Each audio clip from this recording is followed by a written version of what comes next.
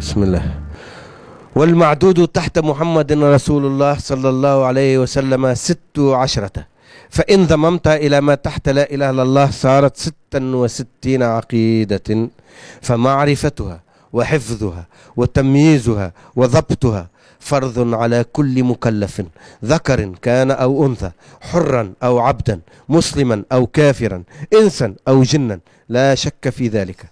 فمن فعل ما أوجبه الله عليه مخلصا نجا من النار ودخل الجنة بفضل الله ورحمته ووعده، ومن لم يفعله عامدا جاحدا لوجوبه هلك ودخل النار بعدل الله وغضبه وإعاده.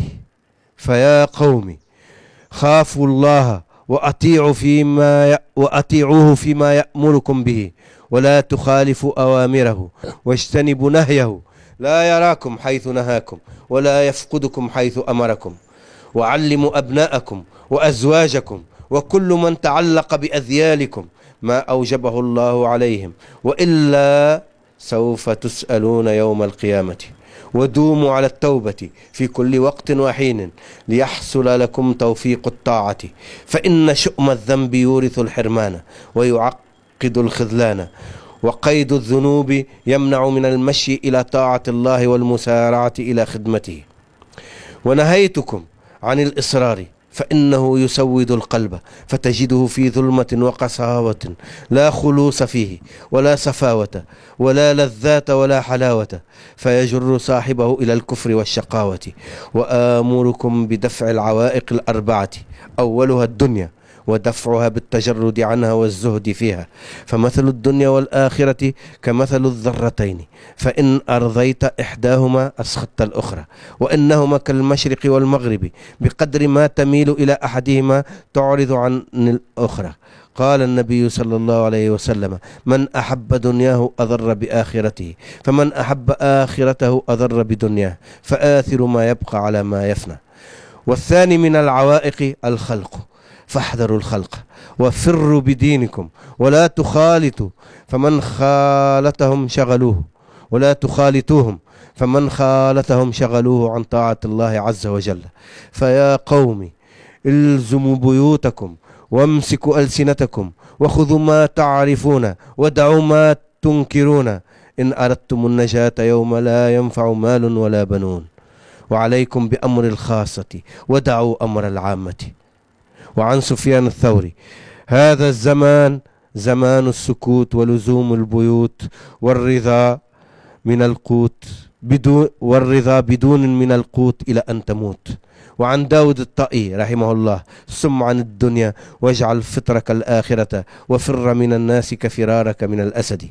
والثالث الشيطان، فاحذروه وكابدوه وحاربوه جهد طاقتكم، لأنه عدو لا يصالح، فمتى غفل إنسان افترسه. فإن أردتم النجاة منه فدوموا على مكابدته ومحاربته والتعوذ بالله من شره وذكر الله تعالى في كل وقت. والرابع من العوائق النفس، فعليكم بالحذر من النفس، فإنها أضر الأعداء وبلاؤها أصعب وعلاجها أعسر الأشياء، لأنها عدو من داخل، واللص إذا كان في البيت عزت الحيلة فيه وعظم الضرر، وأنها عدو محبوب، والإنسان عمي عن عيب نفسه ولا يكاد يبصر عيبه، فكثير أن يستحسن الإنسان من نفسه كل قبيح ولا يكاد يطلع على عيب لها، وهي في عدوتها وإضرارها، فمن لم يحذرها توقعه في هلاك وفضيحة وهو لا يشعر. وحذرها وحيلتها غير يسير بل صعبة، إذ لا يمكن قهرها بمرة كسائر الأعداء، إذ هي المطية والآلة، ولا يقهر إلا بثلاثة أشياء: أحدها منع الشهوات، فإن الدابة الحرون تلين إذا نقص من علفها. والثاني حمل أثقال العباد عليها، فإن الحمار إذا زيد في حمله مع النقصان من علفه تذلل وانقاد. والثالث الاستعاذة بالله والتضرع بأن يعينك. Traduction. Je vous ordonne de vous affranchir de 4 obstacles. Le monde d'ici-bas, dunya, en vous dépouillant de ses apparats par l'ascétisme. Le monde d'ici-bas et celui de l'au-delà, akhira, sont comme des concubines. Autant tu satisfais l'une, autant tu affectes l'autre. Ils sont tels les extrêmes, comme l'Orient et l'Occident. Autant que tu t'éloignes de l'un, tu te rapproches de l'autre. Le prophète, paix et salut sur lui, a dit: celui qui aime sa vie terrestre entame sa vie céleste. Et celui qui aime sa vie terrestre entame sa vie céleste. Choisissez ce qui est éternel au détriment de ce qui est éphémère. Deuxièmement, les créatures, khalq. Faites attention, protégez votre foi et votre religion. Ne vous mêlez pas à ceux qui vous entraînent dans d'autres préoccupations que celle d'adorer votre Seigneur et de vivre en conformité avec ses prescriptions. Ô mon peuple, restez chez vous et surveillez vos langues. Mettez en pratique ce que vous connaissez et abstenez-vous de ce que vous ignorez. Si vous voulez la sécurité, le jour ultime où ni la fortune ni les enfants ne peuvent vous être utiles, rattachez-vous à l'élite spirituelle et laissez le commun vivre dans le conformisme. Sufyan Thawri a dit: nous sommes dans une époque de silence. Il faut rester chez soi et se satisfaire du minimum jusqu'à ce que la mort nous fasse accéder à la vie céleste. Daoud Ta'i, celui la miséricorde divine, a dit: pratique l'abstinence dans ce monde et prépare-toi pour les festivités de l'au-delà. Fuis les humains comme tu fuis les fauves. Troisièmement, Satan, Shaitan. Prenez toutes les précautions contre Satan et combattez-le continuellement avec tous les moyens dont vous disposez. Faites-lui la guerre totale, car c'est un ennemi irréductible qui dévore l'humain dès qu'il le surprend en état de distraction. Si vous voulez vous préserver contre lui, soyez vigilants et n'acceptez aucune trêve dans ce combat sans merci. Demandez l'assistance d'Allah et sa protection en le mentionnant constamment. Quatrièmement, l'âme charnelle, nafs, c'est l'ennemi le plus implacable et son activité est la plus dangereuse, car il agit de l'intérieur. Le voleur, quand il fait partie de la maison, sa neutralisation est plus difficile et sa ruse et sa nuisance sont plus néfastes. En plus, l'âme charnelle est un ennemi adulé, car l'homme est aveugle en ce qui concerne ses propres imperfections. Il ne peut pratiquement pas découvrir les défauts de son âme. Généralement, il a même tendance à maquiller ses défauts en qualité. Et il a beau chercher, il ne trouvera nulle imperfection en lui. Son âme peut ainsi continuer son œuvre destructrice en toute efficacité. Celui qui ne prend pas les précautions nécessaires peut se laisser conduire vers la perdition et subira la honte et le bannissement sans en être conscient. Les ruses de l'âme sont très subtiles et le constat est très difficile. Il n'est point possible de la terrasser une fois pour toutes comme les autres ennemis, car elle est à la fois le véhicule et les instruments de la guerre. On ne peut la vaincre que par trois moyens.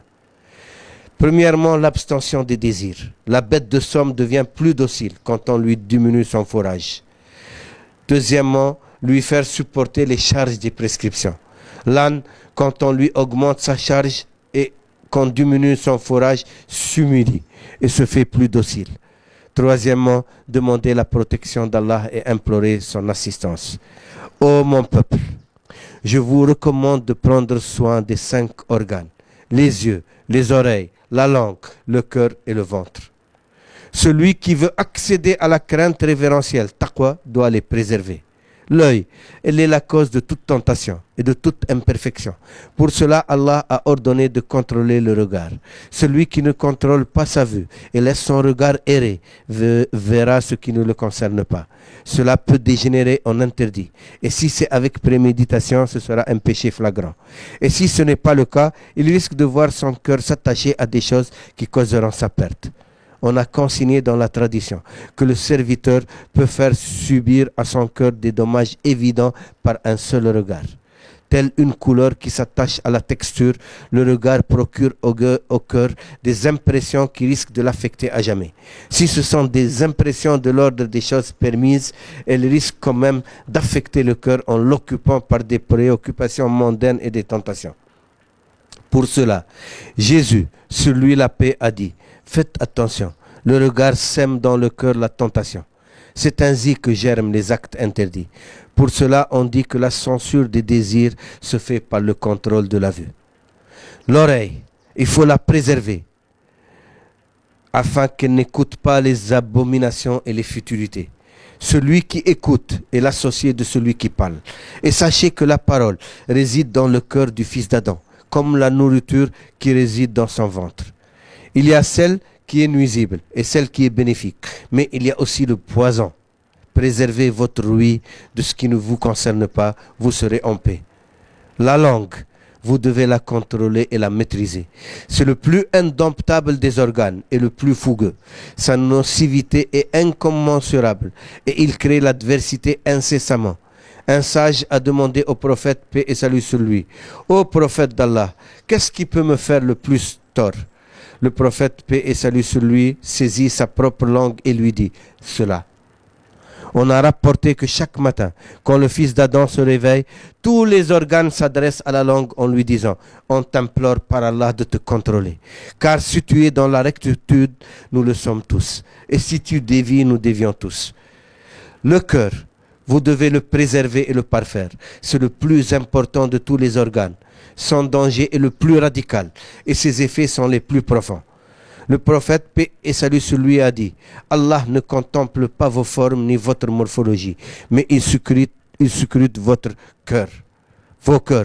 Allah ne contemple pas vos formes ni votre morphologie, mais il scrute vos cœurs. Le cœur est le lieu de la contemplation du Seigneur des univers. Ne vous préoccupez pas, ô mes frères, de vos visages et de vos corps, en les lavant et en les purifiant de toute saleté et souillure, afin que nul ne puisse constater les imperfections. Concentrez-vous plutôt sur la perfection de votre cœur, car il est le lieu de la contemplation de votre Seigneur. Purifiez-le des souillures et des vices. Le prophète, paix et salut sur lui, a dit « Dans le corps, il y a un organe qui par sa perfection parfait tout le corps, c'est le cœur. » Ainsi, la perfection totale est dans le cœur. Il faut se concentrer en lui. Méditez bien mes propos. Le ventre, vous devez le préserver et l'entourer de prévention, car il est l'un des plus difficiles à soigner. D'abord, préservez vos ventres de ce qui est illicite et de ce qui est suspect, mais aussi de ce qui est superflu. Si vous avez l'ambition d'adorer Allah et de lui obéir par ses recommandations. Le prophète, paix et salut sur lui, a dit « Toute chair qui a pris forme par la nourriture illicite sera destinée à l'enfer. » En vérité, celui qui se nourrit avec des moyens illicites ou suspects ne peut pas être assisté dans sa quête spirituelle. Le prophète, paix et salut sur lui, a dit « Le fils d'Adam n'a jamais rempli un récipient aussi maléfique que son ventre. Dans le ventre, il y a 10 maux qui résultent de l'abondance de la nourriture. Et dont les conséquences sont la sécheresse du cœur et l'extinction de sa lumière.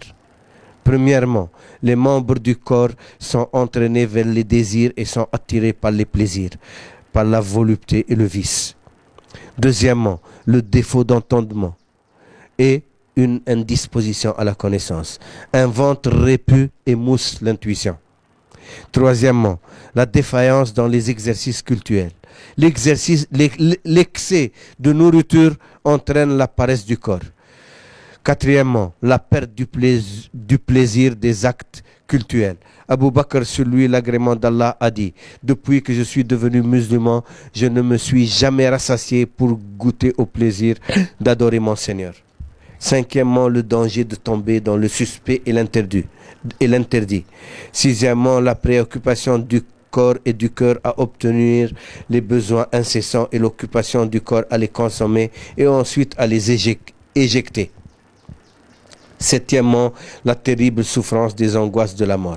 On a consigné que les souffrances de l'agonie seront à la mesure des plaisirs de la vie.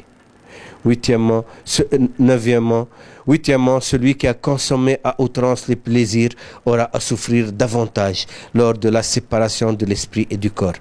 Neuvièmement, la diminution de la récompense dans la vie céleste. Dixièmement, la prison, le jugement, la honte et le blâme. Car en refusant de s'attacher aux vertus et en s'attachant aux vanités et aux plaisirs, on risque de manquer aux convenances. Les biens illicites, les biens licites, halal, de ce monde seront audités dans le jugement. Et les biens illicites, haram, seront sanctionnés. Quant aux vanités, elles seront source de malheur dans l'au-delà. Ce sont les 10 mots. Réveillez-vous de votre torpeur. وأوصيكم يا قوم بمراعاة الأعضاء الخمسة لأن من أراد أن يتقي الله فليراعي الأعضاء الخمسة. أما العين فسبب كل فتنة وآفة، ولذلك أمر الله بغض البصر، فمن لم يغض بصره وأرخى عنانه نظر إلى ما لا يعنيه، فلا يخلو إما أن ينظر إلى حرام فإن تعمده فذنب كبير، وربما تعلق قلبه بذلك فيهلك. وروي أن العبد لينظر نظرة ينغل بها قلبه كما ينغل الأديم في الدباغ لا ينتفع به أبدا. وأما إن كان مباحا فربما يشغل قلبك به فجاءك الوسواس. قال عيسى عليه السلام: إياكم والنظرة فإنها تزرع في القلب الشهوة وكفى بها لصاحبها فتنة. ولهذا قيل: حاجب الشهوة غض الأبصار. أما الأذن فعليكم أيضا بصيانته عن الخنا والفضول، لأن المستمع شريك المتكلم. ثم اعلموا أن الكلام الذي يقع في قلب ابن آدم بمنزلة الطعام الذي يقع في جوفه، فمنه الضار ومنه النافع ومنه الغذاء ومنه السم. فاحفظوا سمعكم عما لا يعنيكم تكونوا مستريحين عن المؤونات. وأما اللسان فعليكم أيضا بحفظه وضبطه وقيده، فإنه أشد الأعضاء جماحا وطغيانا وأكثرها فسادا وعدوانا. وقد قال بعض الصالحين لرسول الله صلى الله عليه وسلم: يا رسول الله، ما أكبر ما تخاف علي؟ فأخذ عليه السلام بلسان نفسه ثم قال هذا. وروي أن ابن آدم إذا أصبح بكرت الأعضاء كلها إلى اللسان، وقلنا: ننشدك الله أن تستقيم، فإنك إن استقمت استقمنا، وإن اعوججت اعوججنا. أما القلب فعليكم أيضا بحفظه وإصلاحه، فإنه أعظم هذه الأعضاء خطرا وأكثرها أثرا. قال رسول الله صلى الله عليه وسلم: إن الله تعالى لا ينظر إلى صوركم وأعمالكم، وإنما ينظر إلى قلوبكم. فالقلب إذن موضع نظر رب العالمين. فلا تهتموا يا أيها الإخوان بأوجهكم وأبدانكم فتغسلونها وتنظفونها من الأقذار والأدناس، لئلا يطلع مخلوق على عيب، واهتموا بإصلاح القلب لكونه موضع نظر رب العالمين، وطهروه من الأدناس والرذائل. قال النبي صلى الله عليه وسلم: إن في الجسد مضغة إذا صلحت صلح الجسد، وإذا فسدت فسد الجسد، وهي القلب. وإذا كان صلاح الكل في ذلك وجب صرف العناية إليه، فاعتبروا. أما البطن فعليكم بحفظه أيضا وإصلاحه، فإنه أشق الأعداء إصلاحا. فاحفظوا بطونكم عن الحرام والشبهة أولا، ثم عن الفضول ثانيا، إن كانت لكم همة في طاعة الله وعبادته. قال النبي صلى الله عليه وسلم: كل لحم نبت من سحت فالنار أولى به، وآكل الحرام والشبهة مطرود لا يوفق للعبادة. قال النبي صلى الله عليه وسلم: ما ملأ ابن آدم وعاء شر من بطنه. وفي البطن 10 آفات. الأولى: إن في كثرة الأكل قساوة القلب وذهاب نوره. والثانية: أن فيها فتنة الأعضاء وهيجها وانبعاثها للفضول والفساد. والثالثة: أن فيها قلة الفهم والعلم، فإن البطنة تذهب الفتنة. والرابع: قلة العبادة، فإذا كثر الأكل ثقل البدن. والخامسة: فقد حلاوة العبادة. وقال أبو بكر الصديق رضي الله عنه: ما شبعت منذ أسلمت لأجد حلاوة عبادة ربي. والسادسة: آفات خطر الوقوع في الشبهة والحرام. والسابعة: شغل البدن والقلب بتحصيله وأكله وإفراغه. والثامنة: شدة سكرات الموت. وروي أن شدة سكرات الموت على قدر لذة الحياة، فمن أكثر من هذه أكثر له في تلك. والتاسعة: نقصان الثواب في العقبة. والعاشرة: الحبس والحساب التعبير. الحبس والحساب واللوم في ترك الأدب في أخذ الفضول وطلب شهواتها، فإن الدنيا حلالها حساب وحرامها عقاب وزينتها إلى تباب. فهذه جملة العشر. فانتبهوا من نومكم يا قوم، فاعلموا بأني أحذركم 4 آفات وآمركم ب4 مناخب.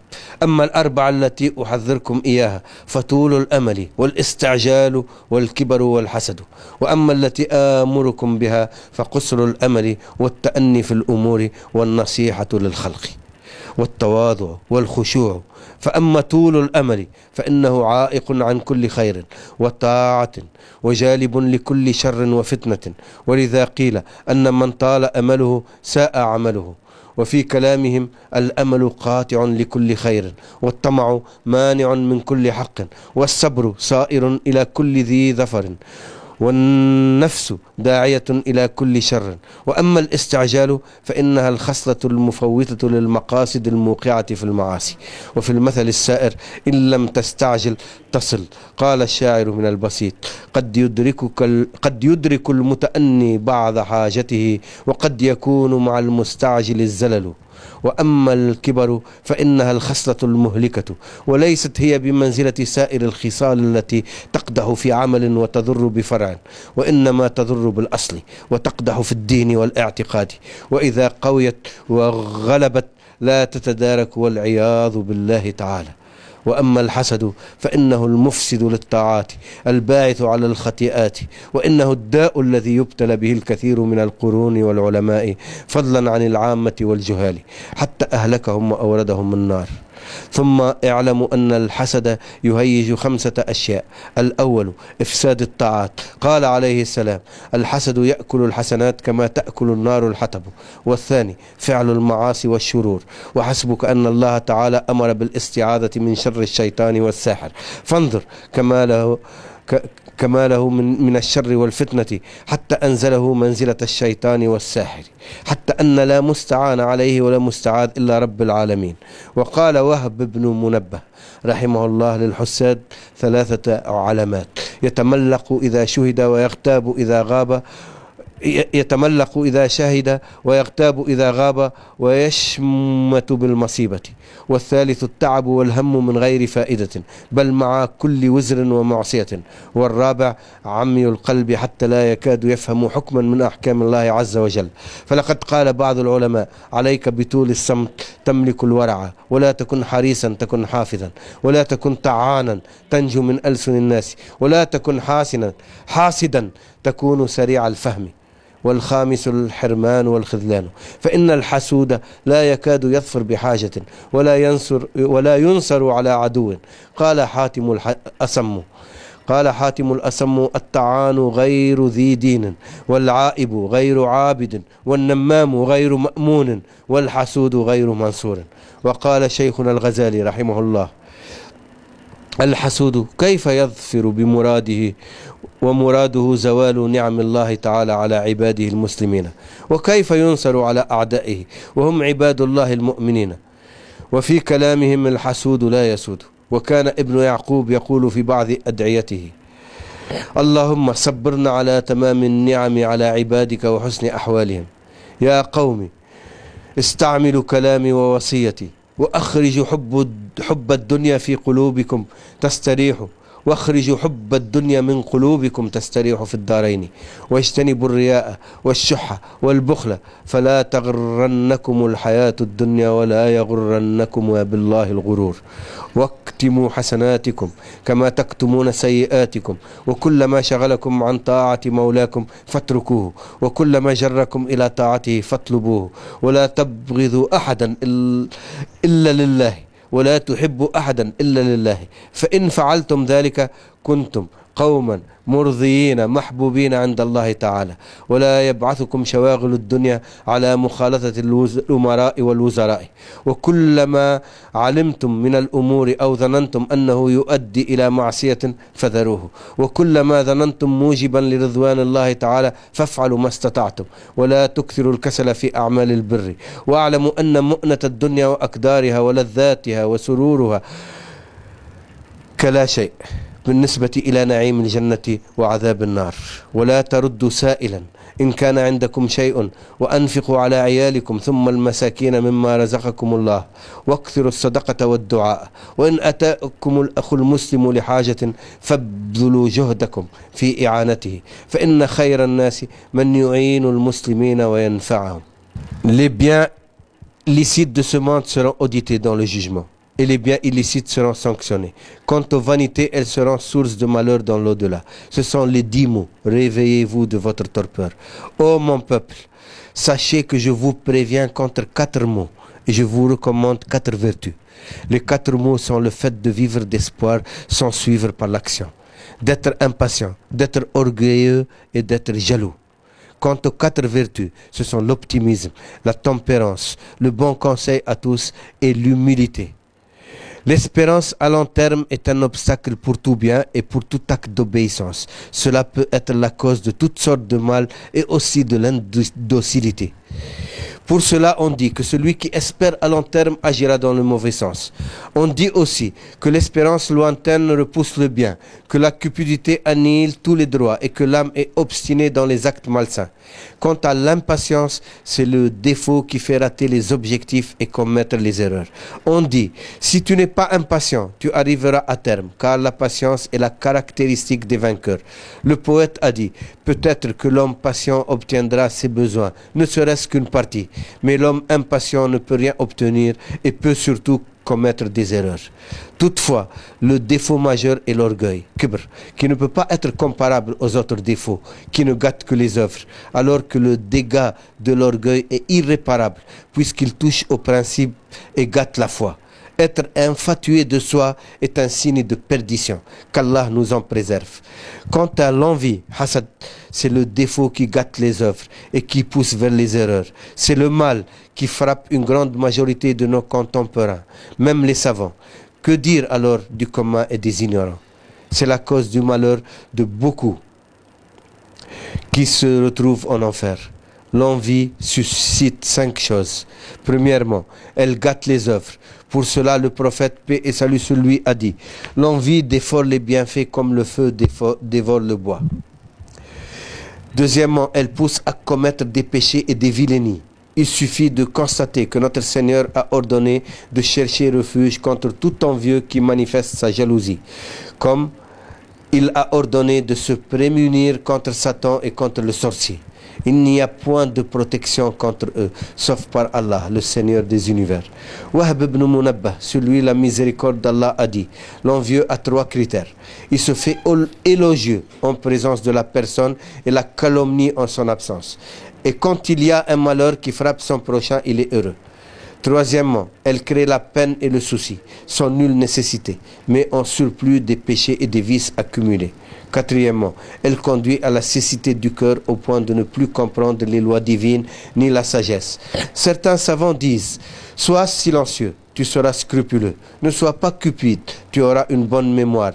Ne calomnie pas ton prochain, tu seras immunisé contre les langues des humains. Ne sois pas envieux, tu seras intelligent et prompt dans l'entendement.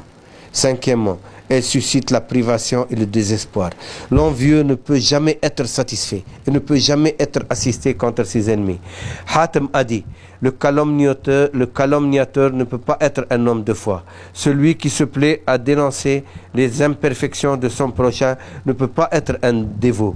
Abd, celui qui colporte les propos, même, ne peut pas être digne de foi. L'envieux ne peut jamais être assisté dans un combat. Allah n'assiste pas l'homme envieux.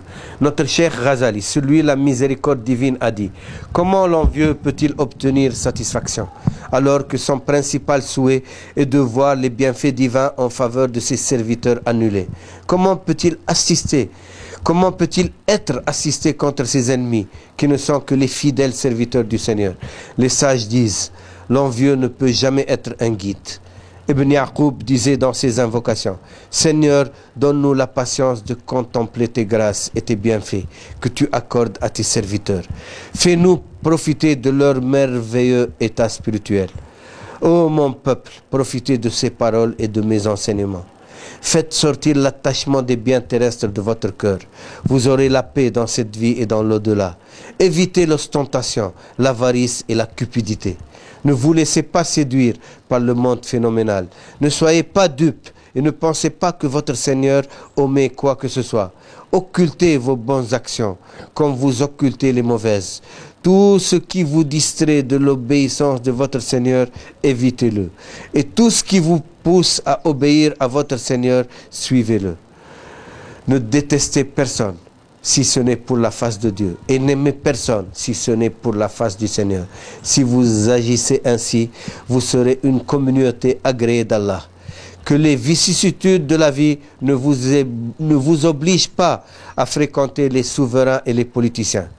Ce que vous estimez comme une possible tentation qui risque d'aboutir au péché, évitez-la. Ce que vous estimez comme une possibilité de faire le bien et d'obtenir l'agrément divin, faites-la à la mesure du possible. Ne soyez pas paresseux quand il s'agit de faire de bonnes actions. Et sachez que toute chose dans cette vie, bonheur ou malheur, plaisir ou douleur, n'est absolument rien comparé au bonheur et au malheur céleste. Ne refusez jamais à un mendiant ce que vous pouvez donner. Dépensez surtout pour votre famille, puis pour les pauvres. Faites le maximum d'aumônes et invoquez Allah toujours. Si votre frère musulman vous sollicite pour un besoin, faites votre possible pour l'aider. Le meilleur des humains est celui qui aide les musulmans et leur procure des bienfaits. Persévérez sur les actes surérogatoires dans vos domiciles et lisez constamment le Coran, chaque jour, 3 chapitres si possible. Ne négligez pas la lecture du Coran, comme certains étudiants ont la mauvaise habitude de faire. Notre cheikh Iyad Ali le Daimani a dit dans l'or pur: certains mutasawwifa, aspirants soufis, prétendent qu'ils ont des occupations plus importantes.